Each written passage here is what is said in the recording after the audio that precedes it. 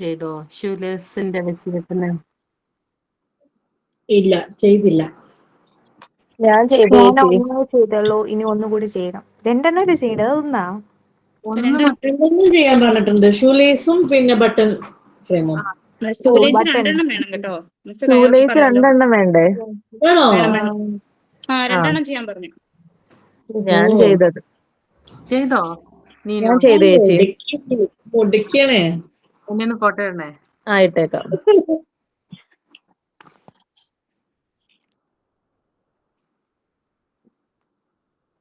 ഞാൻ വന്നില്ലേ, കേട്ടിരിക്കണ്ടാവും.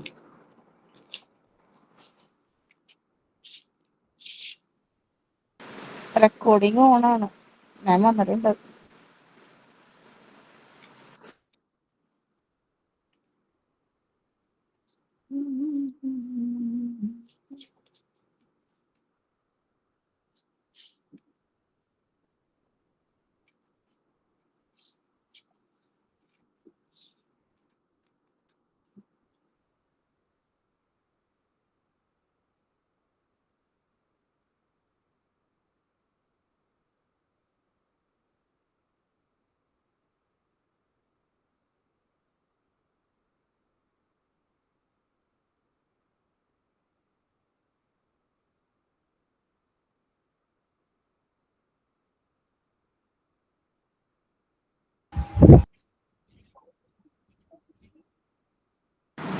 Good afternoon miss.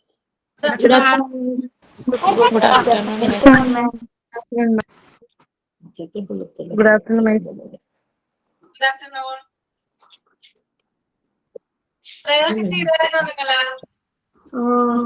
അതൊക്കെ കഴിഞ്ഞു.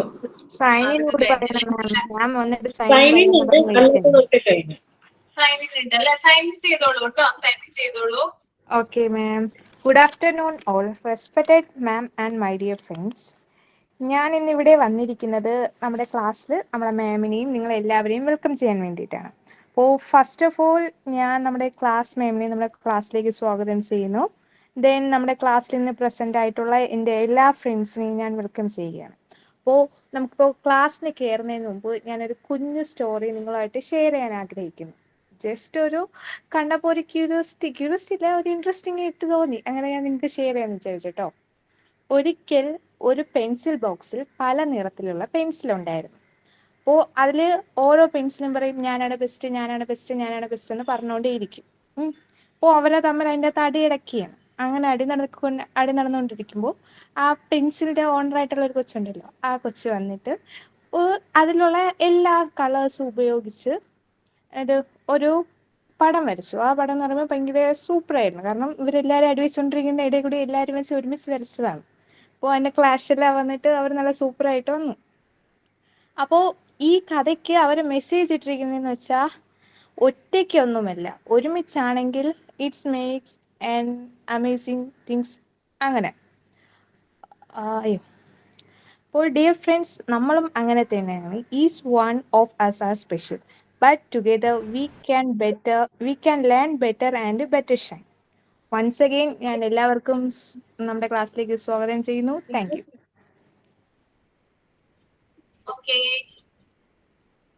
പറഞ്ഞായിരുന്നോ? പറഞ്ഞായിരുന്നു മാം. പറഞ്ഞല്ലേ? നമുക്ക് സ്റ്റാർട്ട് ചെയ്യാം അല്ലേ ക്ലാസ്? ഓക്കെ. കഴിഞ്ഞ ക്ലാസ്സിൽ എന്തായിരുന്നു നമ്മള് എടുത്തത്? എവിടം വരെ പറഞ്ഞു നിർത്തി? Balanced diet. പറഞ്ഞോളൂ അല്ലേ? എങ്ങനെ? ഇൻട്രൊഡക്ഷൻ ജസ്റ്റ് പറഞ്ഞോളൂ അല്ലേ? ഒന്നുകൂടെ പറയാം എന്ന് പറഞ്ഞു. കുറച്ചും കൂടെ പറയാനുണ്ട്, അത് പറയാം അടുത്ത ക്ലാസ്സിൽ. മാക്രോ മിനറൽസും മൈക്രോ മിനറൽസ് ഒക്കെ പറഞ്ഞോ? അത് പറഞ്ഞു. വാട്ടറിനെ കുറിച്ച് പറഞ്ഞു. വാട്ടറിനെ കുറിച്ചും പറഞ്ഞു. പിന്നെ 7 പോർഷൻ ഒരു പ്ലേറ്റിനെ 7 ആക്കണം എന്ന് പറഞ്ഞില്ലേ? അത് പറഞ്ഞു. അത് വരെ പറഞ്ഞു. അത് പറഞ്ഞല്ലേ?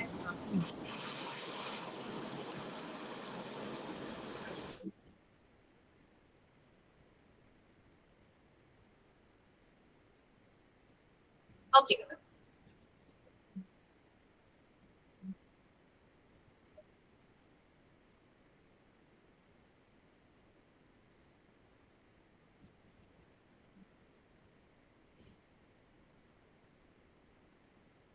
പേജ് നമ്പർ കൂടി ഒന്ന് പറയാമോ? Page number 10 ആണ് ട്ടോ. 10.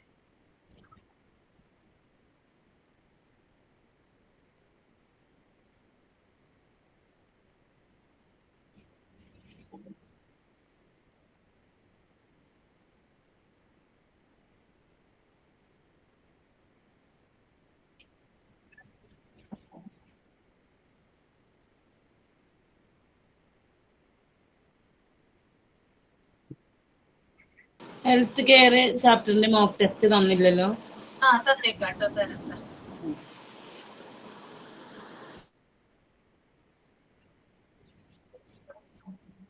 ഫസ്റ്റ് ഇൻട്രൊഡക്ഷൻ ഒന്ന് വായിക്കാമോ ആരെങ്കിലും? ഇൻട്രൊഡക്ഷൻ 2 പാരഗ്രാഫ് വായിക്കാമോ? The growing children require healthy food for their proper development. Preschool children need to get lots of nutrients and energy from their food as they are growing and developing speedily as they have small stomachs. The foods they eat should provide energy and nutrients in a compact form. In the lack of the required measure of nutrients, the child faces incapability to cope with the situation which his age demands. Therefore, both the parents and teachers must see that children get the food required for their growth and power. They should be given food which is wealthy in carbohydrates, proteins, and minerals and vitamins. അടുത്ത paragraph വായിക്കണമോ? അടുത്ത paragraph വായിച്ചു. So, food is highly required for the normal function of the human body and presentation of its health.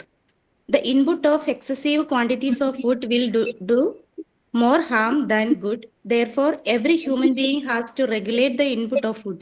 The quantity of food eaten is calculated in calories. The quantity required depends upon various factors such as weight, amount of muscular work a person does, age, sex, climate, etc. The process by which food is used in the human body is called metabolism. ഒന്ന് explain ചെയ്യാമോ മനസ്സിലായിട്ടുള്ള കാര്യങ്ങള്? പറയാമോ? വളരുന്ന ഒരു കുട്ടിക്ക് healthy food, proper ഡെവലപ്മെന്റിന് healthy ആയിട്ടുള്ള food അത്യാവശ്യമാണ്.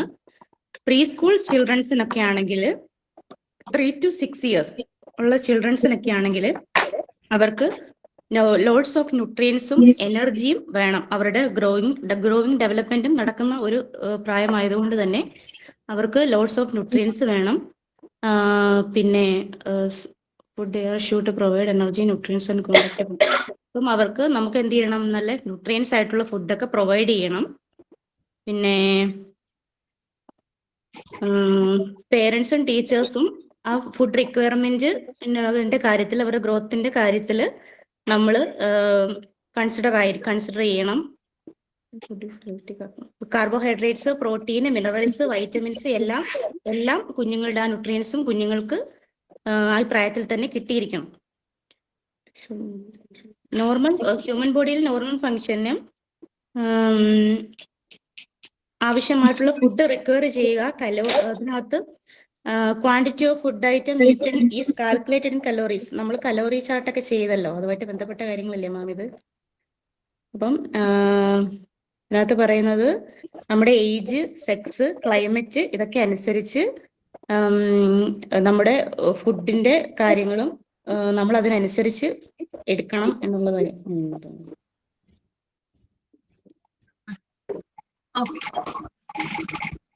The growing children require healthy food for their proper development. Preschool children need to get lots of nutrients and energy from their food as they are growing and developing speedily. As they have small stomachs, the foods they eat should provide energy and nutrients in a compact form. In the lack of the required measure of nutrients, the child faces incapability to cope with the situation which his age demands. Therefore, both the parents and teachers must be that children get the food required for their growth and power. They should be given food which is wealthy in carbohydrates, proteins, and minerals and vitamins. Though food is highly required for the normal function of the human body and preservation of its health, the input of excessive quantities of food will do more harm than good. Therefore, every human being has to regulate the input of food. The quantity of food eaten is called calculated in calories. The quantity required depends upon various factors such as weight, amount of muscular work a person does, age, sex, climate, etc. The process by which food is used in the human body is called metabolism. Okay. അതായത് വളരുന്ന കുട്ടികൾക്ക് അവരുടെ ശരിയായിട്ടുള്ള വികാസത്തിന് ആരോഗ്യകരമായിട്ടുള്ള ഭക്ഷണം ആവശ്യമാണ്, അല്ലെ?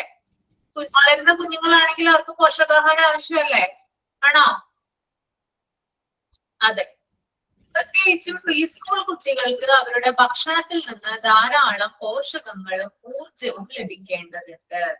അപ്പൊ പ്രീ സ്കൂൾ കുട്ടികളാണെങ്കിൽ അവരുടെ ഭക്ഷണത്തിൽ നിന്ന് ലഭിക്കണം, ധാരാളം ന്യൂട്രിയൻസ് ലഭിക്കണം, ധാരാളം എനർജിയും ലഭിക്കണം. ഓക്കെ. ഇനി ചെറിയ സ്റ്റൊമക്ക്, അതായത് നമുക്കറിയാം കുഞ്ഞുങ്ങൾക്ക് ചെറിയ സ്റ്റൊമക്ക് ആണല്ലോ ഉള്ളത്. ചെറിയ സ്റ്റൊമക്ക് അല്ല അവരുടേത്, ആണോ? ചെറിയ സ്റ്റൊമക്ക് ആണ് അല്ലെ? അപ്പോ അവരുടെ സ്റ്റൊമക്ക്, അതായത് അവരുടെ വയറ് നിറയുന്ന രീതിയിൽ, അല്ലെങ്കിൽ കൂടുതലാകാനും പാടില്ല, കുറഞ്ഞു പോകാനും പാടില്ല. അവരുടെ സ്റ്റൊമക്കിന്റെ വലിപ്പത്തിനനുസരിച്ച് അവർക്ക് ആവശ്യമുള്ള ന്യൂട്രിയൻസ് എന്ത് ചെയ്യണം? അവരുടെ ശരീരത്തിൽ ചെല്ലണം. പിന്നെ അവർ കഴിക്കുന്ന ഭക്ഷണങ്ങളിൽ നമുക്കറിയാം എനർജി, അതുപോലെ തന്നെ ന്യൂട്രിയൻസ്, അതായത് എനർജിക്ക് ആവശ്യമായിട്ടുള്ള ഭക്ഷണങ്ങളായിരിക്കണം അവർക്ക് കൊടുക്കേണ്ടത്. അതുപോലെ ന്യൂട്രിയൻസ് റിച്ച് ആയിട്ടുള്ള ഭക്ഷണം ആയിരിക്കണം അവർക്ക് കൊടുക്കേണ്ടത്. അപ്പൊ കുട്ടികളുടെ വളർച്ചയ്ക്കും അവരുടെ ശക്തിക്കും ആവശ്യമായിട്ടുള്ള ഭക്ഷണം ലഭിക്കുന്നുണ്ടെന്ന് മാതാപിതാക്കളും അധ്യാപകരും ശ്രദ്ധിക്കേണ്ടതുണ്ട്. അപ്പൊ നമ്മള് ഭക്ഷണം കൊടുക്കുമ്പോൾ നമ്മൾ എന്ത് ചെയ്യണം? അവരുടെ വളർച്ചയ്ക്ക്, അവരുടെ ഡെവലപ്മെന്റിന് ആവശ്യമായിട്ടുള്ള ഭക്ഷണമാണോ അവരിലേക്ക് ചെല്ലേണ്ടതെന്ന് എന്ത് ചെയ്യണം? നമ്മൾ ഉറപ്പ് വരുത്തേണ്ടതുണ്ട്. ഓക്കെ. അപ്പോ നമുക്കറിയാം പലതരത്തിലുള്ള, അതായത് ഭക്ഷണം എന്ന് പറയുമ്പോൾ നമ്മൾ കുറെ അധികം ഭക്ഷണങ്ങൾ കഴിക്കാറുണ്ട് അല്ലെ? ആ ഭക്ഷണങ്ങളിൽ ധാരാളം കാർബോഹൈഡ്രേറ്റ് ഉണ്ടാവാറുണ്ട്, പ്രോട്ടീൻസ് ഉണ്ടാവാറുണ്ട്, മിനറൽസ് ഉണ്ടാവാറുണ്ട്, വൈറ്റമിൻസ് ഉണ്ടാവാറുണ്ട് അല്ലെ? അപ്പൊ ഇതൊക്കെ അടങ്ങിയ ഭക്ഷണമായിരിക്കണം ആർക്ക് കൊടുക്കേണ്ടത്? കുഞ്ഞുങ്ങൾക്ക് കൊടുക്കേണ്ടത്. ഏകദേശം 60 to 70% കാർബോഹൈഡ്രേറ്റ് ആയിരിക്കണം നിങ്ങളുടെ ഭക്ഷണത്തിൽ ഉണ്ടാവേണ്ടത് കേട്ടോ. കാർബോഹൈഡ്രേറ്റ് എത്ര വേണം? 60 to 70%. 10 to 12% പ്രോട്ടീൻ ആവശ്യമാണ് കേട്ടോ കുഞ്ഞുങ്ങൾക്ക്. 10 to 12% പ്രോട്ടീൻ ആവശ്യമാണ്.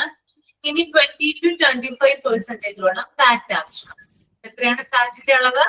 20 to 25%.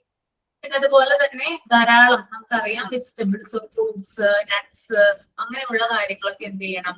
കുഞ്ഞുങ്ങൾക്ക് നമ്മൾ 20 to 35% എന്താ പറഞ്ഞേ? കേട്ടില്ല. 20 to 25% ഫാറ്റ് കേട്ടോ. ഓക്കെ. പ്രോട്ടീന്റെയും കാർബോഹൈഡ്രേറ്റിന്റെയും ഒന്ന് പറയോ? Protein 10 to 12%. 10 to 12% പ്രോട്ടീൻ ആണ് കേട്ടോ. അടുത്തത് 60 to 70%. 70 ആണ് 70 കാർബോഹൈഡ്രേറ്റ് കേട്ടോ. 60 തുടങ്ങി 70% വരെ കാർബോഹൈഡ്രേറ്റ് വേണം.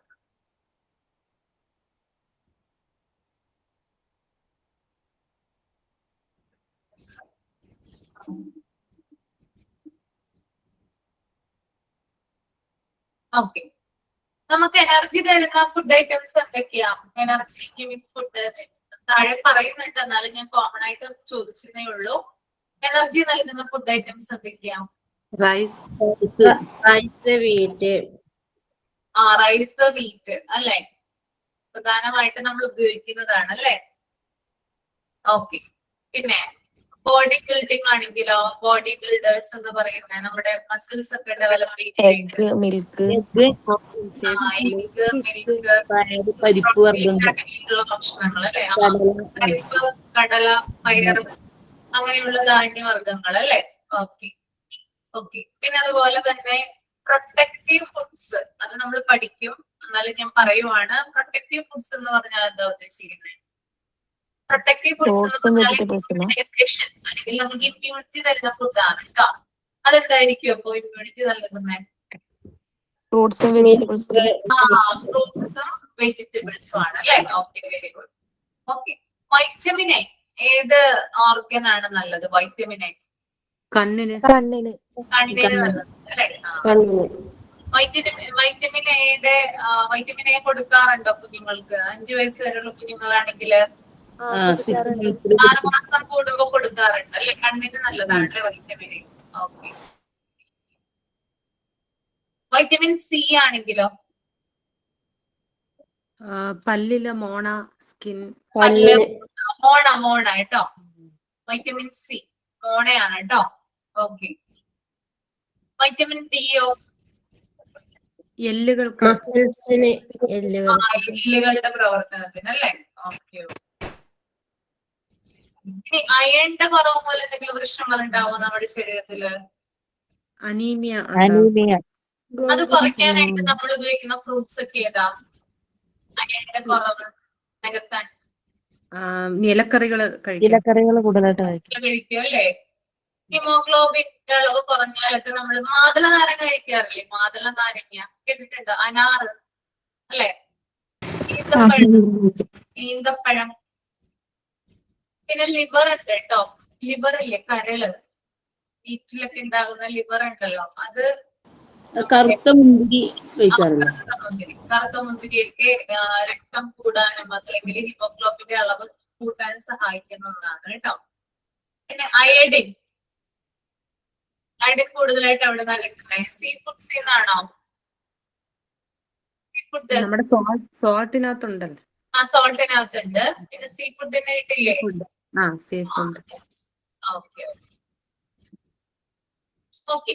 അപ്പോ അങ്ങനെ പറയുന്നുണ്ട്. അപ്പൊ കാർബോഹൈഡ്രേറ്റ് വേണം, പ്രോട്ടീൻ വേണം, മിനറൽസ് വേണം, വൈറ്റമിൻസ് വേണം. ഇത്തരത്തിലുള്ള ധാരാളം കാര്യങ്ങൾ എന്ത് ചെയ്യണം? നമ്മുടെ ഭക്ഷണത്തിൽ നമ്മൾ ഉൾപ്പെടുത്തിയിരിക്കണം. പിന്നെ മനുഷ്യ ശരീരത്തിന്റെ സാധാരണ പ്രവർത്തനങ്ങൾക്കും ആരോഗ്യത്തിനും ഭക്ഷണം ആവശ്യമാണെങ്കിലും അമിതമായ അളവിൽ ഭക്ഷണം കഴിക്കുന്നത് ഗുണത്തെക്കാളേറെ ദോഷം ആണോ? ഭക്ഷണം ആവശ്യമാണ്, പക്ഷെ എന്ത് ചെയ്യരുത്? അത് അളവിൽ കൂടുതൽ കഴിക്കാനായിട്ട് പാടില്ല. അമിതമായിട്ട് അത് കഴിക്കുവാണെങ്കിൽ അത് ഗുണത്തെക്കാളേറെ എന്താ ചെയ്യാം? ദോഷമാണ് ഉണ്ടാകുന്നത് കേട്ടോ. അപ്പൊ അതിനാൽ ഓരോ മനുഷ്യനും എന്ത് ചെയ്യേണ്ടതുണ്ട്? ഭക്ഷണം നിയന്ത്രിക്കേണ്ടതുണ്ട്. ഓരോ മനുഷ്യനും എന്ത് ചെയ്യണം? ഭക്ഷണം നിയന്ത്രിക്കേണ്ടതുണ്ട്. അപ്പൊ അതിന്റെ അളവെന്ന് പറയുന്നത് കലോറിയിലാണ് പറയുന്നത്. കലോറിയിൽ കേട്ടോ. അതായത് ഭക്ഷണത്തിന്റെ അളവ് എങ്ങനെയാണ് പറയുന്നത്? കലോറിയിലാണ് പറയുന്നത്. അപ്പൊ ഒരാളുടെ ഭാരം, അതായത് ഒരാളുടെ വെയിറ്റ്, ബോഡി വെയിറ്റ്, അയാൾ ചെയ്യുന്ന പ്രവൃത്തി, അയാളുടെ പ്രായം, ജെൻഡർ, ക്ലൈമറ്റ് മുതലായവ ഭക്ഷണത്തെ സ്വാധീനിക്കുന്ന ചില ഘടകങ്ങളാണ്. ഓക്കെ. പിന്നെ മനുഷ്യ ശരീരത്തിൽ ഭക്ഷണം ഉപയോഗിക്കുന്ന പ്രോസസ് അറിയപ്പെടുന്നത് മെറ്റബോളിസം എന്നാണ്. അപ്പൊ ഞാൻ പറഞ്ഞു അളവ് കലോറിയിലാണ് പറയപ്പെടുന്നത് അല്ലെ. അപ്പൊ കുറേയധികം ഫാക്ടേഴ്സ് ഉണ്ട്, ഭക്ഷണത്തെ സ്വാധീനിക്കുന്ന ചില ഘടകങ്ങളുണ്ട്. ഒരാളുടെ വെയിറ്റ്, ഒരാളുടെ ബോഡി വെയിറ്റ് അനുസരിച്ചിട്ടാണല്ലോ അയാൾ ഭക്ഷണം കഴിക്കുന്നത് ആണോ? ബോഡി വെയിറ്റ് അനുസരിച്ചിട്ടാണോ? ബോഡി വെയിറ്റ് ഒരു തരത്തിൽ പറഞ്ഞൊരു ഫാക്ടർ അല്ലേ? അതിനെ ഡിപ്പെൻഡ് ചെയ്യുന്നില്ലേ? വിശപ്പ് കൂടാനും കുറയാനും ഒക്കെ ബോഡി വെയിറ്റ് ഒരു ഫാക്ടറാണ് കേട്ടോ. ഭക്ഷണം നമ്മൾ കഴിക്കുന്നത് അത് ചിലപ്പോൾ ബോഡി വെയിറ്റിനെ ആശ്രയിച്ചായിരിക്കും നമ്മൾ എന്ത് ചെയ്യുക? അത് ഇൻടേക്ക് ചെയ്യുക. Amount of muscular work of A person, അതായത് ഒരാളുടെ പ്രവൃത്തി അതെന്ത് ചെയ്യാറുണ്ട്? ഭക്ഷണത്തെ സ്വാധീനിക്കാറുണ്ട്. അതെങ്ങനെയാണ്? ഞാൻ കഴിഞ്ഞ ക്ലാസ്സിൽ പറഞ്ഞോന്ന് അറിയില്ല, പറഞ്ഞിട്ടുണ്ടെങ്കിൽ ക്ഷമിക്കാട്ടോ, എനിക്ക് ഓർമ്മ കിട്ടുന്നില്ല. ഇപ്പൊ ഒരു കർഷകനായിട്ടുള്ള ഒരു വ്യക്തിയും ബാങ്കിൽ ജോലി ചെയ്യുന്ന വ്യക്തിയും തമ്മില് ഭക്ഷണം കഴിക്കുന്നതിന്റെ ആ ഒരു ഇതില് ക്വാണ്ടിറ്റിയില് വ്യത്യാസം വരുന്നത്. എങ്ങനെയാണ് വ്യത്യാസം വരുന്നത്? എങ്ങനെയാ വ്യത്യാസം വരുന്നത്? കർഷകന് നന്നായിട്ട് അധികമായിരിക്കും. അദ്ദേഹം നന്നായിട്ട് കലോറി ബേൺ ചെയ്യുന്നുണ്ട് അല്ലെ? അപ്പൊ അതിനനുസരിച്ച് അയാളുടെ ഭക്ഷണത്തിന്റെ അളവ് കൂടാം അല്ലെ? കൂടുതൽ ഭക്ഷണം കഴിക്കാം, പ്രോബ്ലം ഒന്നുമില്ല അല്ലെ? പക്ഷെ ഒരു ബാങ്കിൽ നിന്ന് വർക്ക് ചെയ്യുന്ന ഒരു വ്യക്തിയാണെങ്കിൽ കർഷകൻ കഴിക്കുന്നതിന്റെ അത്രയും വേണ്ട ആർക്ക് കഴിക്കാനായിട്ട്, ബാങ്ക് എംപ്ലോയി കഴിക്കാനായിട്ട് വളരെ കുറച്ച് മതി. കാരണം എന്ത് ചെയ്യുന്നില്ല, മൂവ്മെന്റ് ഒന്നും അവിടെ നടക്കുന്നില്ല, വെറുതെ ജസ്റ്റ് ഇരിക്കല്ലേ ചെയ്യുന്നേ, അവിടെ കാര്യമായിട്ട് അധ്വാനമില്ല, ശരീരം അധ്വാനിക്കുന്നില്ല. അതുകൊണ്ട് ആ ഒരു ഇതില് ഭക്ഷണം എന്ത് ചെയ്യാറുണ്ട്, നമ്മള് ആ ഒരു വ്യത്യാസം നോക്കാറുണ്ട്. അപ്പോ ഒരാള് ചെയ്യുന്ന പ്രവൃത്തി അനുസരിച്ച് അതിന്റെ ഭക്ഷണത്തിന്റെ അളവ് അതില് മാറ്റം വരാം. ഓക്കെ. പിന്നെ അതുപോലെ തന്നെ ജെൻഡറിന്റെ അടിസ്ഥാനത്തിൽ എങ്ങനെയാണ് ഏജ് പറയുന്നത് കേട്ടോ? ഏജ് ജെൻഡർ ഞാൻ പറയാം, അതിന് മുമ്പായിട്ട് ഏജ് പറയാം. അതായത് ഇപ്പൊ നമുക്കറിയാം നമ്മുടെ വീട്ടിൽ തന്നെ കുഞ്ഞുങ്ങളുണ്ട്, വലിയ ആളുകളുണ്ട്, പിന്നെ പ്രായമായിട്ടുള്ള ആളുകളുണ്ട്. ഇവര് കഴിക്കുന്ന ഭക്ഷണത്തിന്റെ അളവ് ഒരുപോലെയാണ്? ഏജിനനുസരിച്ച് വ്യത്യാസം വരില്ലേ? കുഞ്ഞുങ്ങൾക്ക് നമ്മൾ കുറച്ച് കൊടുത്താൽ മതി അല്ലെ? നമ്മളാണെങ്കിൽ അതിനേക്കാളും കുറച്ച് കൂടുതൽ കഴിക്കും. ഇങ്ങനെ മൂന്ന ആളുകളുണ്ടെങ്കിൽ, പ്രായമായിട്ടുള്ള ആളുകളൊക്കെ ആണെങ്കിൽ വളരെ കുറച്ചൊക്കെ കഴിക്കുന്ന ആളുകളാണ് ഉണ്ടാവുക. പ്രായത്തിനനുസരിച്ച് അവർക്ക് ഭക്ഷണത്തോട് വിരക്തി തോന്നാനായിട്ട് തുടങ്ങും. അങ്ങനെയല്ലേ? പ്രായമാകുമ്പോൾ ഭക്ഷണത്തിനോടൊരു മടുപ്പ് തോന്നില്ലേ ആളുകൾക്ക്? അപ്പൊ ഏജിനനുസരിച്ച് ഭക്ഷണത്തിന്റെ അളവിൽ എന്ത് ചെയ്യാം, മാറ്റങ്ങൾ വരാം. ഓക്കെ. പിന്നെ സെക്സ് അഥവാ ജെൻഡർ, നമുക്കറിയാം ഒരു വീട്ടില് സ്ത്രീയും പുരുഷനും ഉണ്ടെങ്കിൽ സ്ത്രീയെക്കാളും കൂടുതൽ ഭക്ഷണം ആവശ്യമുള്ളത് പുരുഷനാണ്. ആണോ? പക്ഷെ കഴിക്കുന്നത് സ്ത്രീ ആയിരിക്കും കേട്ടോ, അത് വേറെ കാര്യം. ആണോ? ചിന്തിച്ചിട്ടുണ്ടോ അങ്ങനെ? പുരുഷനല്ലേ ഭക്ഷണം കൂടുതൽ വേണ്ടത്? ഇപ്പൊ നിങ്ങൾ തന്നെ ഒന്ന് നോക്കിയിട്ട്, നിങ്ങളും ഹസ്ബൻഡും കൂടുതൽ ഭക്ഷണം ആർക്കാണ് നിങ്ങൾ കൊടുക്കുക? നിങ്ങളാണോ കഴിക്കുന്നത് അല്ലെങ്കിൽ ഹസ്ബൻഡിനാണോ കൊടുക്കുന്നത്? എന്നെ സംബന്ധിച്ച് ഞാനാണ് കൂടുതൽ കഴിക്കാറ്. എന്റെ കഴിഞ്ഞിട്ടുള്ളൂ വേറെ നോക്കാറ്. ഇപ്പൊ അങ്ങനെ മുമ്പത്തെ പോലെ പ്രശ്നങ്ങളൊന്നും ഇല്ലല്ലോ, എല്ലാവരും ഈക്വലായിട്ട്. കാരണം അണുകുടുംബമാണ്, ന്യൂക്ലിയർ ഫാമിലിയാണ്. വേറെ നമ്മൾ മുമ്പൊക്കെ ഇരുന്നെങ്കിൽ എങ്ങനെയാണ്, കുറച്ചുകൂടി ജോയിന്റ് ഫാമിലിയാണ്. അവിടെയുള്ള ആളുകൾക്ക് അവരൊക്കെ കഴിച്ചു കഴിഞ്ഞിട്ടാണ് അവിടെയുള്ള സ്ത്രീകൾ സാധാരണ കഴിക്കുക. അപ്പൊ കുറച്ചൊക്കെ കിട്ടുള്ളൂ ചിലപ്പോ കഴിക്കാനായിട്ട്. പക്ഷെ അന്നത്തെ സ്ത്രീകൾ എന്ന് പറഞ്ഞാൽ നല്ല ആരോഗ്യമുള്ള സ്ത്രീകളാ അല്ലെ? ആണോ? ആരോഗ്യമുള്ള സ്ത്രീകളല്ലേ? ഹെൽത്തി ആയിട്ടുള്ള വുമൺസ് അല്ലേ? കാരണം കുറച്ച് ഭക്ഷണം കഴിക്കുകയുള്ളൂ, ജോലി എടുക്കുകയും ചെയ്യും അല്ലെ? പക്ഷെ ഇന്ന് അങ്ങനെയല്ല. അണുകുടുംബങ്ങളിലേക്ക് വന്നു നമ്മള് ന്യൂക്ലിയർ ഫാമിലി ആയപ്പോ ഇഷ്ടം പോലെ ഫുഡ് ഉണ്ട് അല്ലെ? നമുക്ക് ആരോടും ചോദിക്കണ്ട അല്ലെ? ഹസ്ബൻഡ് രാവിലെ ജോലിക്ക് പോകും, മക്കള് സ്കൂളിലേക്ക് പോകും, പിന്നെ ഫുഡൊക്കെ ഉണ്ടാക്കി നമ്മുടെ ഇഷ്ടത്തിന് ഇഷ്ടം പോലെ നമുക്ക് എൻജോയ് ചെയ്ത് കഴിക്കാനായിട്ട് പറ്റുമല്ലോ. അപ്പൊ വയററിയാതെയാണ് നമ്മൾ കഴിക്കുന്നത് അല്ലെ? പക്ഷെ ശരിക്കും പറഞ്ഞു കഴിഞ്ഞാല് സെക്സ് ബേസിൽ, ജെൻഡർ ബേസിൽ നോക്കുമ്പോൾ സ്ത്രീകളെക്കാൾ കൂടുതൽ ഭക്ഷണം ആവശ്യമുള്ളത് പുരുഷന്മാർക്കാണ്. കാരണം അവരുടെ ശരീര പ്രകൃതി അങ്ങനെയാണ്. ഓക്കെ. പുരുഷനാണ് എപ്പോഴും കൂടുതൽ ഭക്ഷണം കഴിക്കുന്നത്. അപ്പൊ അതിന്റെ ഇതിൽ എന്ത് ചെയ്യും, വ്യത്യാസം വരാം. പിന്നെ നമ്മുടെ ലൈഫ് സ്റ്റൈല് ചേഞ്ച് ആകുന്നതിനനുസരിച്ച് ഇതിനകത്തൊക്കെ ചെറിയ മാറ്റങ്ങൾ വരാം കേട്ടോ. അതായത് ഇപ്പോ സ്ത്രീകളായിരിക്കും കൂടുതൽ കഴിക്കുന്നത്. കാരണം ന്യൂക്ലിയർ ഫാമിലി ആകുമ്പോൾ ചിലപ്പോ ഭക്ഷണമൊക്കെ ബാലൻസ് വന്നു കഴിഞ്ഞാല് സ്ത്രീകൾ തന്നെയാണ് കഴിക്കുക. ബാലൻസ് വരുന്ന ഭക്ഷണം നിങ്ങൾ കഴിക്കാറില്ലേ? കഴിക്കാറുണ്ടോ? കളയണമെന്നല്ലോ എന്ന് ഓർത്ത് കഴിക്കാറുണ്ടോ? അതങ്ങനെ തന്നെ കഴിക്കാറ്. ഡയറ്റ് എന്ന് പറഞ്ഞ് നിൽക്കും. പിന്നെ ഭക്ഷണം കാണുമ്പോ വെറുതെ വേസ്റ്റ് ചെയ്യണ്ടല്ലോ, ഇന്ന് കഴിക്കാം, നാളെ നമുക്ക് ഡയറ്റ് എടുക്കാന്നുള്ളതും കഴിക്കും. അങ്ങനെ കഴിക്കും അല്ലെ? അപ്പൊ എന്താണ്, നമ്മുടെ ശരീരത്തിൽ അത് ഫാറ്റായിട്ടാണ് അധികമായിട്ട് വരുന്ന ഭക്ഷണം. നമ്മൾക്ക് ഭയങ്കര കൺട്രോളാ ഫുഡിലൊക്കെ. ഞങ്ങൾ നല്ല കുട്ടികളാണ്, ഭക്ഷണം ഒന്നും വേസ്റ്റ് ചെയ്യാറില്ല. അതുകൊണ്ടാണ് നമ്മൾ പഠിക്കുന്നത്. ഓക്കെ. അപ്പൊ ജെൻഡർ അല്ലെങ്കിൽ സെക്സിന്റെ ബേസിൽ ഭക്ഷണം വ്യത്യാസപ്പെടാറുണ്ട്. പിന്നെ ക്ലൈമറ്റിന്റെ ബേസിൽ ഭക്ഷണത്തിന് ചില വ്യത്യാസങ്ങൾ വരാറുണ്ട്. അതെങ്ങനെയാണ് ക്ലൈമറ്റ്? നമുക്കറിയാം നമ്മള് കേരളത്തിലാണ് താമസിക്കുന്നത്. നമ്മുടെ ഒരു മിക്സഡ് ആയിട്ടുള്ള ഒരു ക്ലൈമറ്റ് ആണ് അല്ലെ? ചൂടും ഉണ്ടാകാറുണ്ട്, ഇപ്പൊ മഴ, ഇപ്പൊ റെയിനി സീസൺ ആണ്, അതിപ്പോ അധികം ചൂടില്ല. ചില സമയത്ത് ഭയങ്കര ചൂടായിരിക്കും, ചില സമയത്ത് തണവുണ്ടാവാറുണ്ട്, പക്ഷെ ഭയങ്കരമായിട്ടുള്ള തണുപ്പിലോട്ടൊന്നും നമ്മൾ പോവാറില്ല. അതായത് ഒരു ഫിക്സഡ് ആയിട്ടുള്ള ഒരു ക്ലൈമറ്റ് ആണ് എപ്പോഴും നമ്മുടെ കേരളത്തിലുള്ളത്. പക്ഷെ നമ്മള് വടക്കോട്ട് നോർത്തിലോട്ടൊക്കെ പോയി കഴിഞ്ഞാൽ കുറച്ചും കൂടി തണുപ്പാണ് അല്ലെ? തണുപ്പല്ലേ അവിടെയൊക്കെ? ഉത്തരേന്ത്യയിലൊക്കെ പോയി കഴിഞ്ഞാല് ആണോ? ഡൽഹി പോലുള്ള സ്ഥലങ്ങളിലൊക്കെ തണുപ്പല്ലേ കുറച്ചും കൂടി രാവിലെയൊക്കെ ആവുമ്പോൾ, അല്ലെങ്കിൽ അവരുടെ ക്ലൈമറ്റ്. പിന്നെ പഞ്ചാബ് പോലുള്ള സ്ഥലങ്ങളിലൊക്കെ നമ്മൾ നോക്കിയാൽ അറിയാം ക്ലൈമറ്റ് കുറച്ച് വ്യത്യാസമാണ് ഇവിടുത്തെ ഇതിൽ നിന്ന്. അപ്പൊ ക്ലൈമറ്റ് വ്യത്യാസത്തിനനുസരിച്ച് എന്ത് ചെയ്യും? അവിടെയുള്ള ഭക്ഷണത്തിൽ മാറ്റം വരും. നമുക്കറിയാം ഉത്തരേന്ത്യൻസ് കൂടുതലായിട്ട് കഴിക്കുന്ന ഭക്ഷണം വീറ്റ് ആണ് റൈസിനെക്കാളും. ശരിയാണോ? ചപ്പാത്തി അല്ലേ കഴിക്കാറ് അവര്? ചപ്പാത്തി, റൊട്ടി മുതലായിട്ടുള്ള കാര്യങ്ങളല്ലേ കഴിക്കാറ്? ആണോ അല്ലയോ? ആണ്. പക്ഷെ നമ്മൾ ഏറ്റവും കൂടുതൽ കഴിക്കുന്നത് എന്താ? റൈസ് ആണോ? റൈസ് ആണ്. അപ്പൊ ക്ലൈമറ്റിനനുസരിച്ചിട്ട് എന്ത് വരും? ഭക്ഷണത്തില് വ്യത്യാസങ്ങൾ വരാറുണ്ട്. ഓക്കെ, അപ്പൊ ഇതൊക്കെയാണ് ഭക്ഷണത്തിന്റെ ബേസിൽ അല്ലെങ്കിൽ കലോറി അളവിലൊക്കെ വരുന്ന മാറ്റങ്ങൾ. പിന്നെ നമ്മുടെ മനുഷ്യ ശരീരത്തില് ഭക്ഷണം ഉപയോഗിക്കുന്ന പ്രോസസ് ആണ് മെറ്റബോളിസം എന്ന് പറയുന്നത്.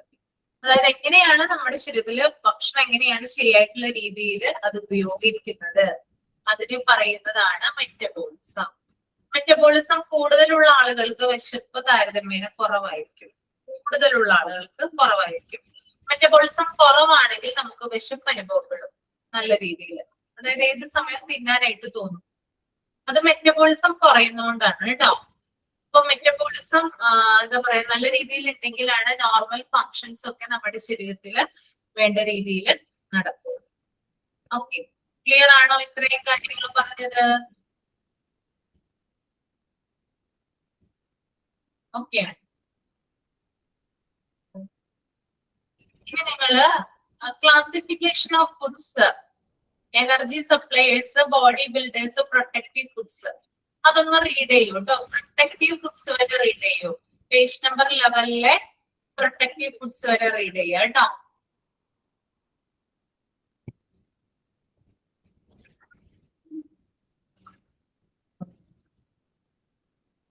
മാം, ഈ മെറ്റബോളിസത്തിന്റെ കറക്റ്റ് മലയാളം മീനിങ് എന്താ? മെറ്റബോളിസത്തിന്റെ കറക്റ്റ് മലയാളം എന്ന് പറയുന്നത് ഉപാചയ പ്രവർത്തനങ്ങൾ, അങ്ങനെ എന്തോണെന്ന് തോന്നുന്നു കേട്ടോ. ഉപാചയ പ്രവർത്തനങ്ങൾ അതാണെന്ന് തോന്നുന്നു. അതായത് നമ്മുടെ ബോഡിയിൽ എല്ലാം നല്ല രീതിയിൽ പ്രവർത്തിക്കുകയാണെങ്കിൽ നമുക്ക് അങ്ങനെ അധികം വിശപ്പ് തോന്നത്തില്ല, അങ്ങനാണോ?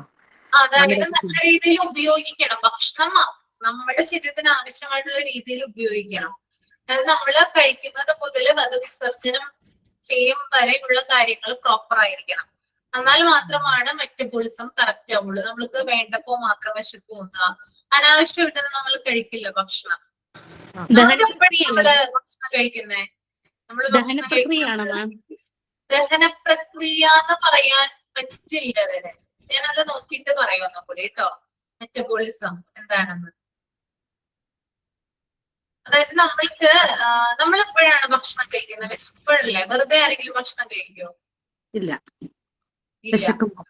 വിശക്കുന്ന സമയത്താണ് ഭക്ഷണം കഴിക്കുന്നത്. മെറ്റബോളിസം പ്രോപ്പർ അല്ലെങ്കിൽ നമുക്ക് ഏത് സമയവും വിശപ്പ് അനുഭവപ്പെടും.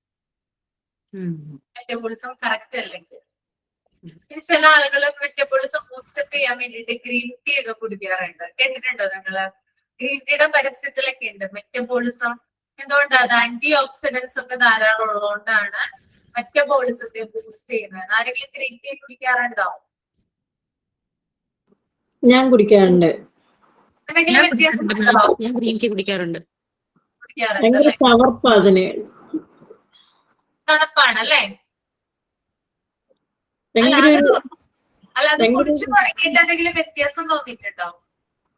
അങ്ങനെ പറഞ്ഞാ ഇല്ല. ഇല്ല അല്ലേ? വെറുതെ കുടിക്കാന്നുള്ളൂ, അല്ലാതെ ഇതില് ബെനിഫിറ്റ് ആയിട്ട് എനിക്ക് തോന്നിയിട്ടില്ല. അങ്ങനെ തോന്നിയിട്ടില്ല അല്ലെ? എനിക്ക് തോന്നിയിട്ടുണ്ട്, എനിക്ക് വ്യത്യാസം തോന്നിയിട്ടുണ്ട്. വ്യത്യാസം തോന്നുന്നുണ്ട്. അതെ, നമുക്ക് വിശപ്പ് കുറയ്ക്കാൻ നന്നായിട്ട് സഹായിക്കും അത്. എനിക്ക് ചിയ സീഡ് തോന്നിയിട്ടുണ്ട്. ചിയ സീഡ്സ് ഞാൻ എപ്പോഴും കുടിക്കുന്നതാണ്. അത് കുടിച്ചു കഴിഞ്ഞാൽ എനിക്ക് വയറ് ഫുള്ളായ മാതിരി തോന്നുന്നുണ്ട്. വല്ലാതെ അങ്ങനെ വിശപ്പ് വരൂല. അങ്ങനെയൊക്കെ. രാവിലെ ഒരു ഗ്ലാസ് കുടിച്ചു കഴിഞ്ഞാൽ ഭയങ്കര വയറ് ഫുള്ളായ പോലെയാണ്. അപ്പൊ ഗ്രീൻ ടീയിൽ ഇല്ലാതെ എനിക്ക് ഇങ്ങനെ മാറ്റമായി തോന്നിയിട്ടില്ല. ഓക്കെ, അപ്പൊ ഓരോരുത്തർക്കും ഓരോ എക്സ്പീരിയൻസ് ആണ് അല്ലെ.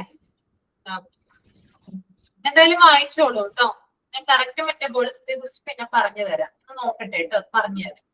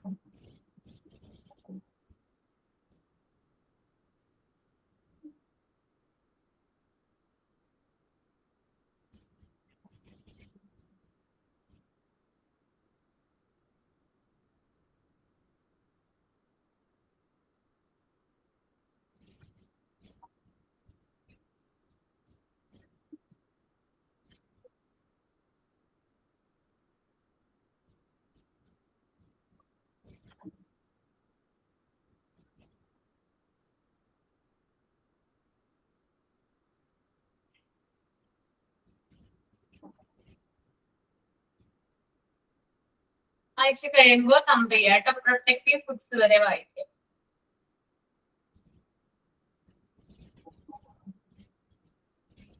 ഓക്കെ, ഒരാളൊന്ന് ഉച്ചത്തിലൊന്ന് വായിച്ചേ. Classification of foods.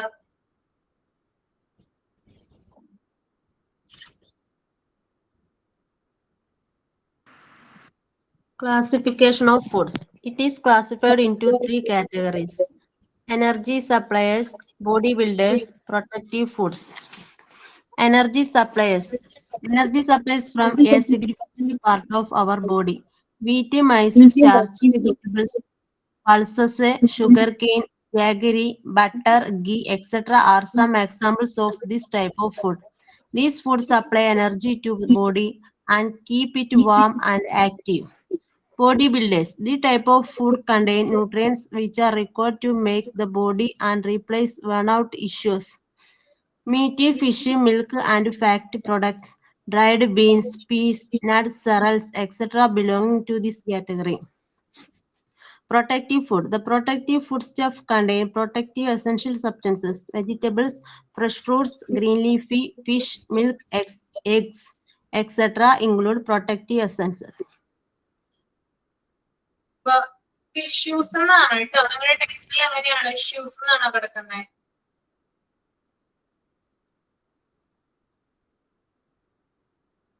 ടിഷ്യൂസ് എന്നാണ് കേട്ടോ. ടിഷ്യൂസ് തന്നെയാണോ കിടക്കുന്നത് ബോഡി ബിൽഡേഴ്സില്?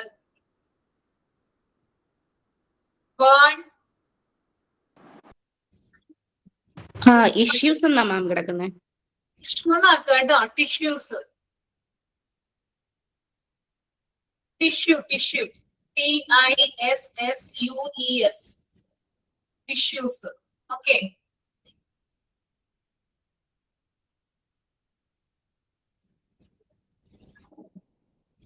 ഓക്കെ. ഇപ്പൊ നമുക്ക് ഫുഡ്സിനെ 3 ക്ലാസിഫൈ ചെയ്യാം.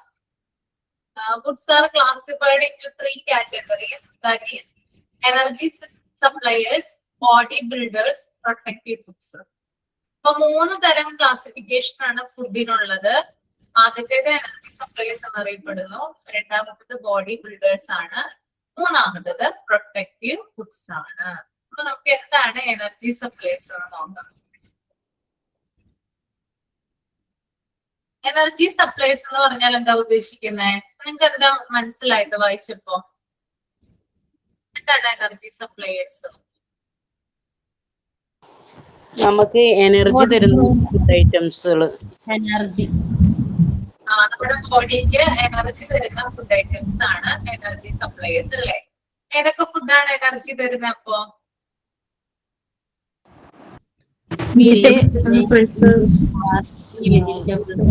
jaggery, butter, ghee, etc. കുറച്ച് എക്സാമ്പിൾ ഇവിടെ കൊടുത്തിട്ടുണ്ട് അല്ലേ? ഓക്കെ, അപ്പൊ എനർജി സപ്ലൈസ് എന്ന് പറഞ്ഞാല് നമ്മുടെ ബോഡിക്ക് അത്യാവശ്യം വേണ്ട ഒന്നാണ്. Energy supplies form a significant part of our body. Wheat, maize, starchy vegetables, pulses, sugar cane, jaggery, butter, ghee, etc. are some examples of this type of food. This food supply energy to the body and keep it warm and active. അപ്പൊ നമ്മുടെ ബോഡിയെ എന്താണ് warm ആക്കി നിർത്താനും active ആക്കാനൊക്കെ സഹായിക്കുന്ന food items ആണ് energy supplies എന്ന് പറയുന്നത്. ചില എക്സാമ്പിൾ കൊടുത്തിട്ടുണ്ട്: ഗോതമ്പ്, ചോളം, പിന്നെ സ്റ്റാർച്ചി വെജിറ്റബിൾസ്. സ്റ്റാർച്ചി വെജിറ്റബിൾസ് എന്ന് പറഞ്ഞാൽ എന്താണ്? അതായത് സ്റ്റാർച്ച് അടങ്ങിയിട്ടുള്ള വെജിറ്റബിൾസ്.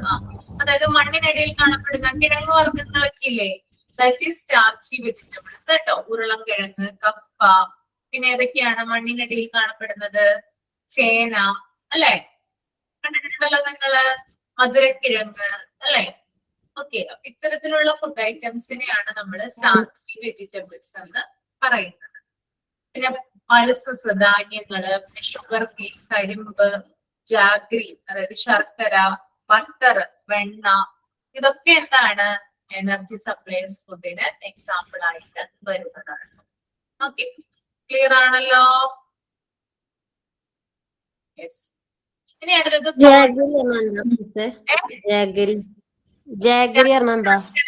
ശർക്കര. ശർക്കര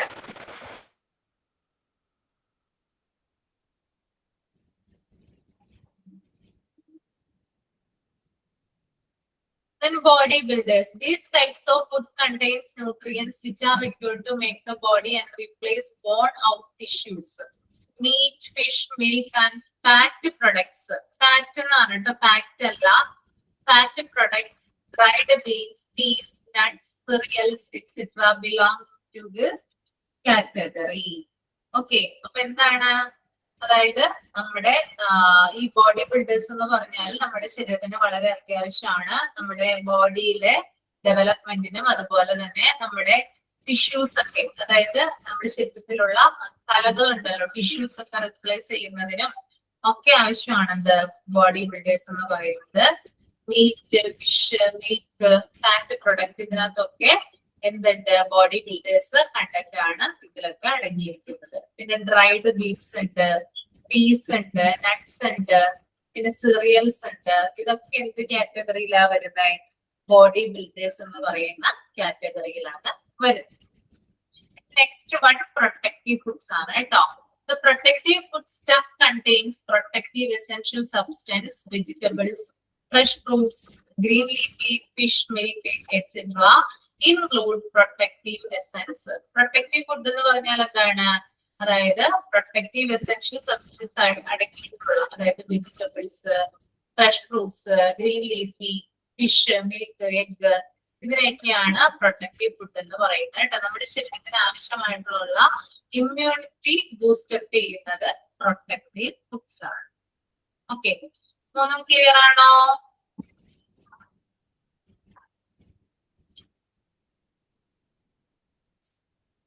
ഇനി അടുത്തതൊന്ന് വായിക്കാൻ നമുക്ക് നോക്കാം.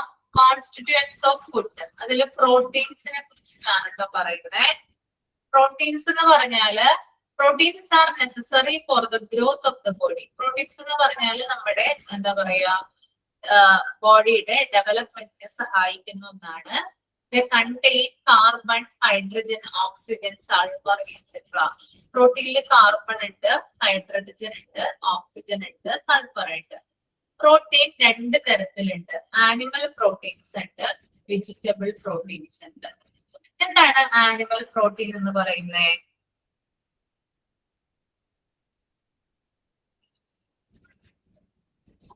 എന്താണ് ആനിമൽ പ്രോട്ടീൻ?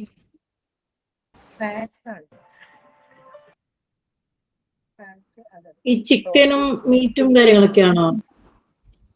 എവിടെ നിന്നാണ് ഈ പ്രോട്ടീൻ വരുന്നത്? എവിടെ നിന്നാണ് നമുക്ക് ഈ പ്രോട്ടീൻ കിട്ടുന്നത്? ഫ്ലഷ്. അനിമൽ സോഴ്സിൽ നിന്നാണ് കേട്ടോ. അപ്പൊ നിങ്ങൾ ഒന്ന് എഴുതിയെടുത്തോളൂ കേട്ടോ. പ്രോട്ടീൻസ് എന്നൊന്ന് ഹെഡിങ് കൊടുത്തിട്ട് ആനിമൽ പ്രോട്ടീൻ എഴുതാം. എല്ലാവരും റെഡിയല്ലേ?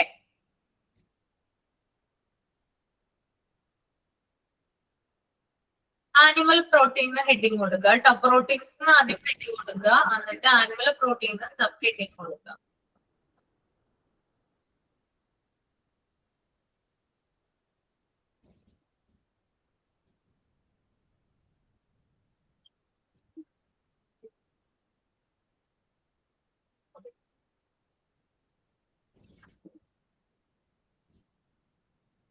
Animal proteins refers to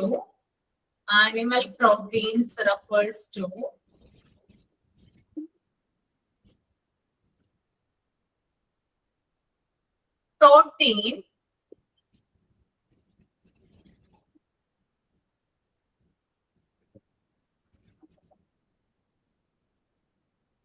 that comes from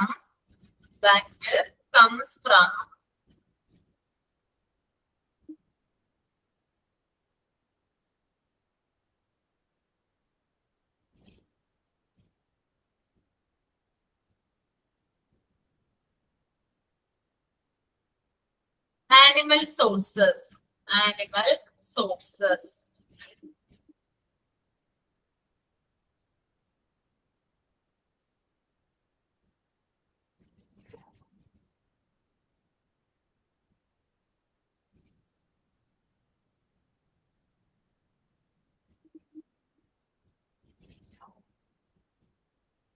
It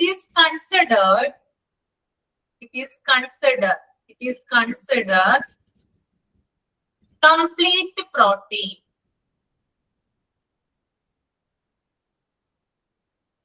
To consider complete protein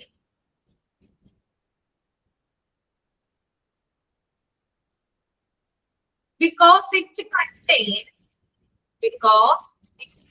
contains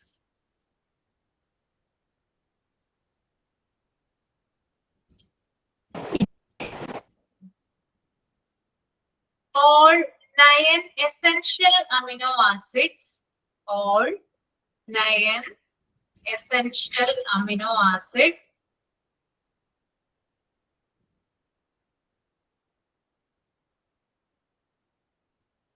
full stop കേട്ടോ. മനസ്സിലായോ എഴുതിയത്? എന്താണ് ഉദ്ദേശിക്കുന്നത് ആനിമൽ പ്രോട്ടീൻ എന്ന് പറഞ്ഞാല്?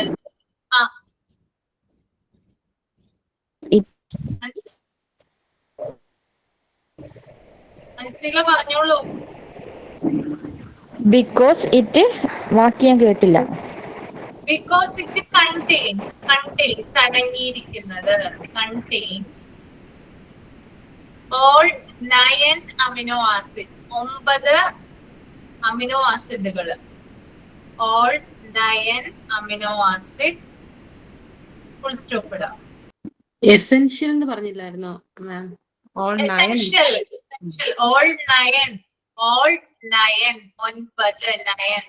എസെൻഷ്യൽ അത്യാവശ്യമായ അമിനോ ആസിഡ്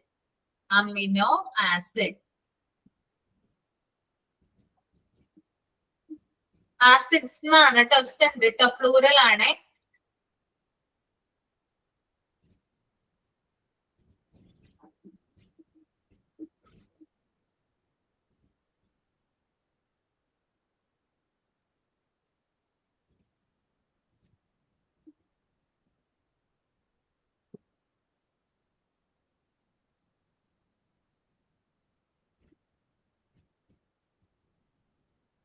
ഓക്കെ, അതായത് അനിമൽ പ്രോട്ടീൻ എന്ന് പറഞ്ഞാൽ എന്താണ്? അത് അനിമൽ സോഴ്സിൽ നിന്നാണ് വരുന്നത്. ഇതിനകത്ത് ഇതിനെ കംപ്ലീറ്റ് പ്രോട്ടീൻ നമുക്ക് പറയാം. ഈ അനിമൽ പ്രോട്ടീനെ കംപ്ലീറ്റ് പ്രോട്ടീൻ എന്നാണ് അറിയപ്പെടുന്നത്. എന്തുകൊണ്ടെന്നാല് ഇതിനകത്ത് ഈ അനിമൽ പ്രോട്ടീനില് വളരെ പ്രധാനപ്പെട്ട, വളരെ എസെൻഷ്യൽ ആയിട്ടുള്ള 9 അമിനോ ആസിഡുകൾ അടങ്ങിയിട്ടുണ്ട്. ഓക്കെ, അപ്പോ നമുക്കറിയാം കോമൺ സോഴ്സ് എന്ന് പറഞ്ഞാൽ അനിമൽ പ്രോട്ടീന്റെ മീറ്റ് അല്ലെ, ബീഫ് ഐറ്റംസിലുണ്ട്. Pork, lamb, chicken, turkey, fish, sea food, egg, dairy, milk, cheese, yoghurt, ഇതൊക്കെ എന്താണ് അനിമൽ പ്രോട്ടീന് എക്സാമ്പിൾ ആയിട്ട് വരുന്നത്. ഓക്കെ, അപ്പൊ എന്തൊക്കെയാണ്? മീറ്റ്, ബീഫ് വിടും കേട്ടോ, ബീഫ്, അതുപോലെ pork, lamb, chicken, turkey, duck, fish, sea food, egg, dairy, milk, cheese, yogurt. Dairy products എഴുതിയാലും മതി. ഓക്കെ, അപ്പൊ ഇത്രയും അതിൽ നിന്നാണ് നമുക്ക് എന്ത് കിട്ടുന്നത്? അനിമൽ പ്രോട്ടീൻ കിട്ടുന്നത് കേട്ടോ. ഓക്കെ, ഇനി എന്താണ് വെജിറ്റബിൾ പ്രോട്ടീൻ? നമുക്ക് നോക്കാം. വെജിറ്റബിൾ പ്രോട്ടീൻ എഴുതാം കേട്ടോ.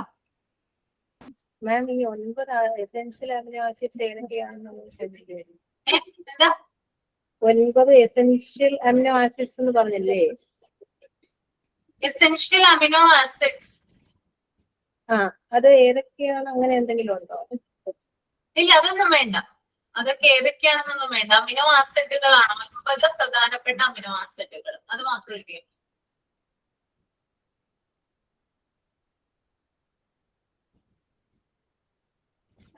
ഓക്കെ. ഇനി വെജിറ്റബിൾ പ്രോട്ടീൻ എഴുതിക്കോളൂ കേട്ടോ. വെജിറ്റബിൾ പ്രോട്ടീൻ എവിടെ നിന്നായിരിക്കും വരുന്നേ? വെജിറ്റബിൾസ് സോഴ്സസ് ആണ് കേട്ടോ. എഴുതിക്കോളൂ. Vegetable protein comes from non animal sources. Vegetable proteins comes from non animal sources.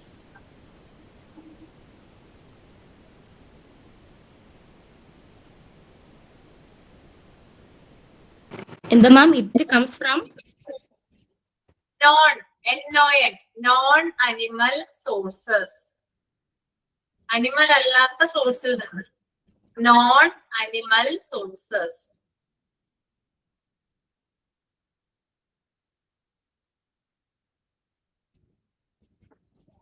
And it is considered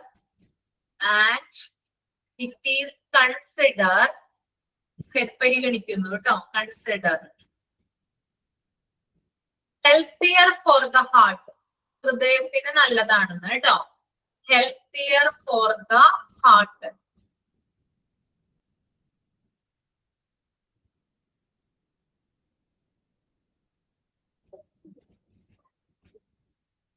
healthier for the heart. ഞാനൊന്നും കൂടി പറയാം.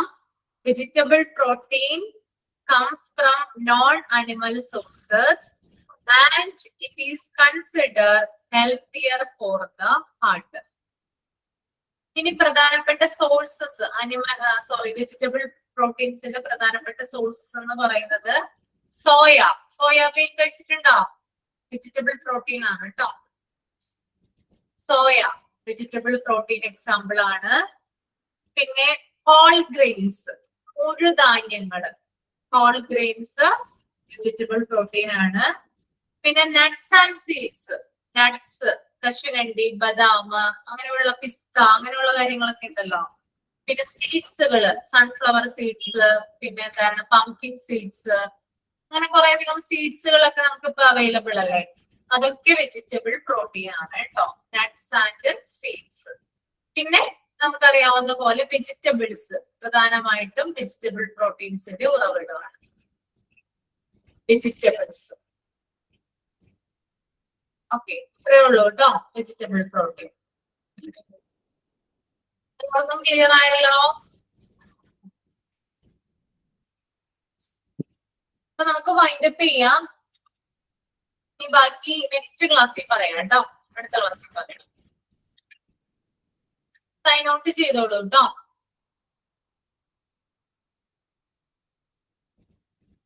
മിസ്സിന് സുഖമാണോ മിസ്? എനിക്ക് സുഖമാണോ? എന്താണ് സുഖം അല്ലാത്ത പോലെ തോന്നുന്നുണ്ടോ? എല്ലാവരും സുഖമാണോന്ന് ചോദിച്ചത്. അവിടെ മഴയൊക്കെ ഉണ്ടോ? സുഖമാണ്, കുഴപ്പമൊന്നുമില്ല, അങ്ങനെ പോകുന്നു. മഴ പെയ്യുന്നുണ്ട്. രാത്രിയാണ് മഴ, വൈകുന്നേരം. നിങ്ങളുടെ എവിടെയൊക്കെയോ രാത്രിയാണോ? അല്ല, നല്ല മഴയാ. ഇപ്പൊ 15 മിനിറ്റ് കൂടി മഴ ഇങ്ങനെ പെയ്തോണ്ടിരിക്കുക. തോരും പെയ്യും അങ്ങനെ. ഇവിടെ ഇന്ന് മഴയൊന്നും പെയ്തിട്ടില്ല രാവിലെ. ഈ പുറത്ത് പെയ്യുന്നുണ്ടെന്നൊന്നും അറിയില്ല കേട്ടോ. എനിക്ക് പുറത്തോട്ട് നോക്കണം, എന്നാലും അറിയാൻ പറ്റുള്ളൂ. ഓക്കെ, അപ്പൊ നമുക്ക് വൈൻഡപ്പ് ചെയ്യാം. സൈൻ ഔട്ട് ചെയ്തോളൂ.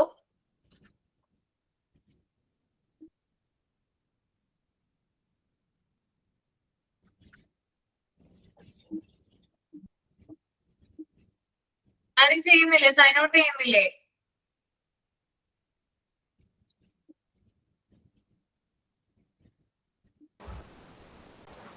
ചെയ്യുന്നില്ല. ഞാൻ പറയാം.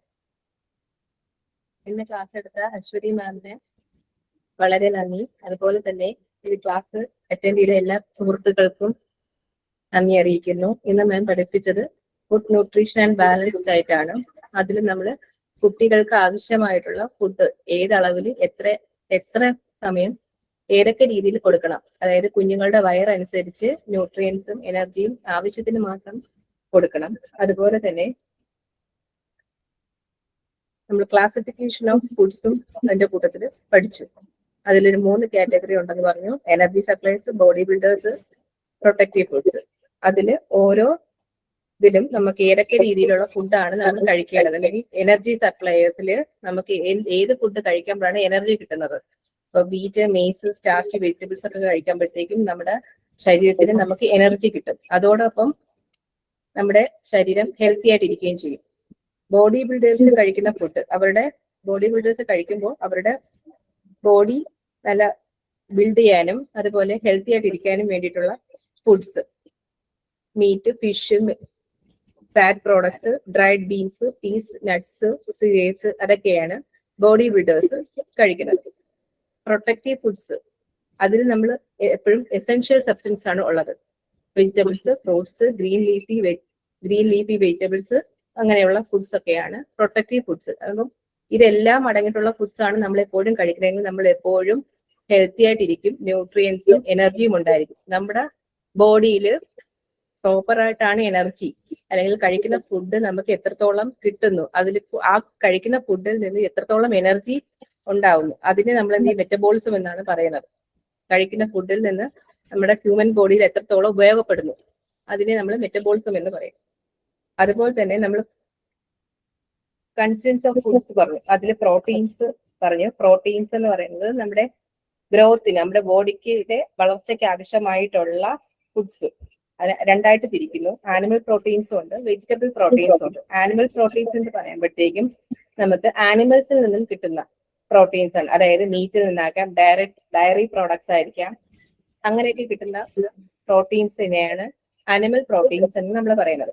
വെജിറ്റബിൾ പ്രോട്ടീൻ എന്ന് പറയുമ്പോൾ ആ പേരിൽ തന്നെ നമുക്കുണ്ട് വെജിറ്റബിൾസിൽ നിന്നും കിട്ടുന്നത്, അതായത് നോൺ ആനിമൽ സോഴ്സസിൽ നിന്നും കിട്ടുന്നതിനെയാണ് നമ്മൾ വെജിറ്റബിൾ പ്രോട്ടീൻ എന്ന് പറയുന്നത്. ഫോർ എക്സാമ്പിൾ ആയിട്ട് soya, whole green, nuts, seeds, vegetable. ഇത് ഇത്രയാണ് നമ്മൾ ഇന്ന് ക്ലാസ്സിൽ ഡിസ്കസ് ചെയ്തത്. Thank you for all. Okay, bye. Next ക്ലാസ്സിൽ കാണാം കേട്ടോ. ബൈ. Thank U.